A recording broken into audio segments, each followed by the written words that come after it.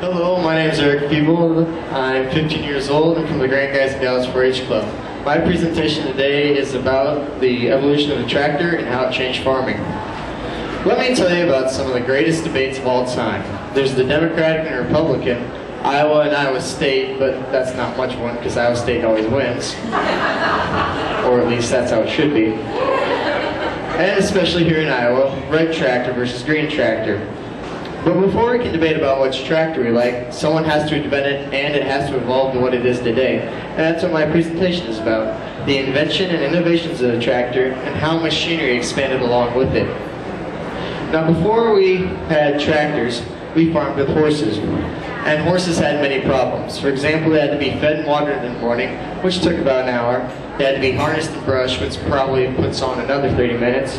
And you could only plow half a day with one plow bottom. Also, you had to break a horse, which means you have to get it used to the harness and having it to pull a plow or pull other machinery. And they can't always, so you go out and buy a horse and you can't always work it right away, so that takes time. What farmers needed was something that could go all day, was easy to run, and reliable. What they needed was a tractor. And in 1892, John Freilich and Wilbur Mann invented just that in Freilich's blacksmith shop. What they invented was the Waterloo Boy one-man tractor. Now, as news spread of their invention, Iowa businessmen approached them and formed the Waterloo Gasoline Traction Engine Company on January 10, 1893. What they produced was the Waterloo Boy one-man tractor, and here it is beautifully restored. Now, as the company got bigger and bigger, they needed more people to design and engineer new tractors. One of these was A.B. Packhurst. Now, once A.B. Packhurst was given the task to produce a 4-cylinder tractor, he quit, well, he failed, and then he later quit. But his ideas didn't end there. He did leave one very lasting impression that would be the face of all early tractors, and that was the horizontal 2-cylinder engine design as seen here on the John Deere Model A. The reason the horizontal 2-cylinder engine design is so famous is because farmers really liked it.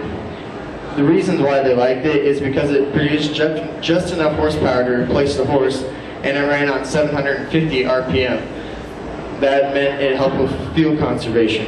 It also made the putt-putt sound, which infamously gave it the famous nickname of the Johnny Poppers. Let me show you some pictures of tractors that they evolved over the years. Here's a John Deere Model A with 20 horsepower, a Farmall with around 15 horsepower, a John Deere 4020 with 100 horsepower, and a John Deere 9620 with 500 horsepower. And of course the world's biggest tractor, a Big Bud, with 760 horsepower. Now you might have noticed some changes in design and features of the tractors, and these were the innovations. Let me tell you about some of the few that I think are the most important. Rubber tires. The first tires were made of steel and had these steel lugs on them, which got clogged very easily with mud and dirt, and that reduced traction. Also, it made for a very bumpy ride, because as you can imagine, one steel lug goes down, and then the other, and then the other. And of course, this was very bumpy and was hard on roads. Then they moved to rubber tires. Rubber tires are a lot more better for roads and are a lot more better for traction also.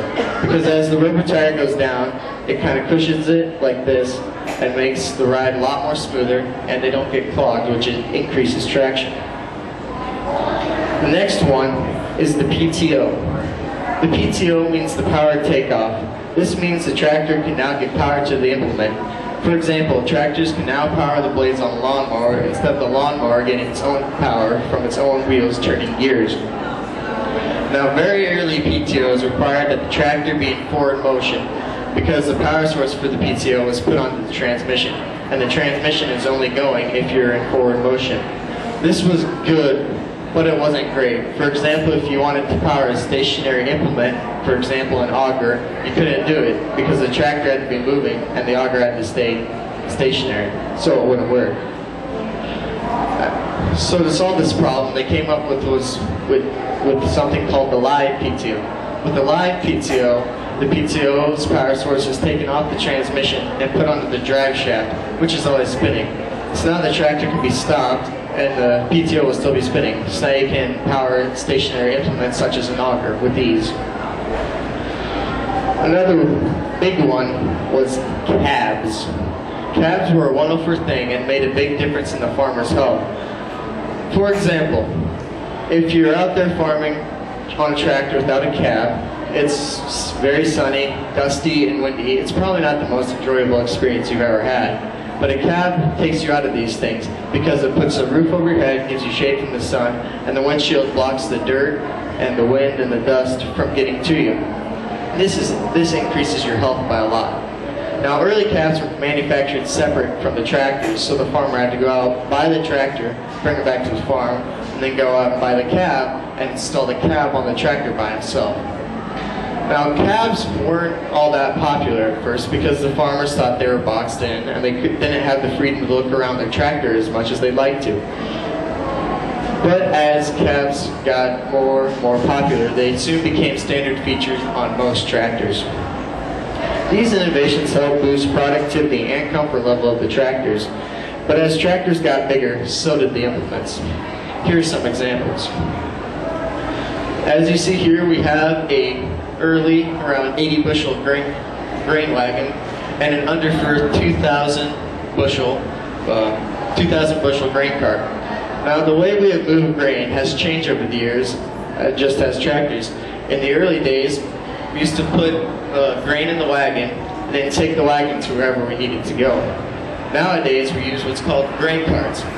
So, as the combine is going through the field and it's harvesting the grain and it's put into the hopper, soon most combines can only make it about halfway through the field if they have a big enough head. So they need something to go out and take the grain from them so they can keep going. That's where the grain cart comes in. It's pulled by a tractor. So the tractor comes up alongside the combine, and then the combine dumps the grain from the hopper into the grain cart. And then the grain cart takes it off to a semi-truck or wagon or whatever they use to transport it with. So they go out into somewhere where they've already harvested, and then they empty the grain cart into the wagon, and then they truck it wherever it needs to go. Another one is plows. As you see here, early plows are around 6 to 8 rows, and here we have a Bauer built plow, which is 48 rows. Now this helps because now farmers can plant more acres, because of how many rows you can do. This plow has 6 to 8 rows, and that one has 48 rows, as I said. If you do the quick math, that's around 8 times as much ground covered with the big plow compared to the big planter compared to the little planter. Another one was plows. As you see here, we have a 2-bottom plow and a F15 disc. Now in the early days, we used to use plows. Now plows were good, but they weren't very good for soil conservation because the plows dig down very deep into the topsoil and they flip it over. Now if we have a drought, like we're kind of having this year, the topsoil would dry out and then the wind kicked up and it got very dusty, and this is how we lost a lot of our topsoil. Discs, on the other hand, help with soil conservation.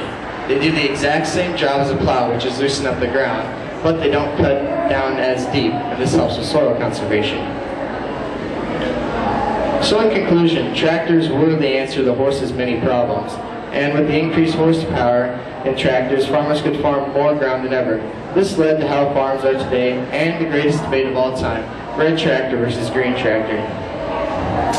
Thanks to my references,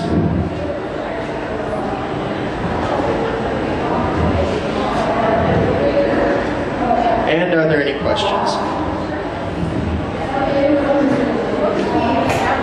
You showed us the evolution of the tractor. What would be a comparison of cost? Like the model A evolution as to what is a new one cost? What's a new one? Yeah. The question is, what's a new tractor cost today? It depends if you're buying a lawn tractor or like a very, very big tractor. The big tractor? A big tractor would probably go for around 300 grand.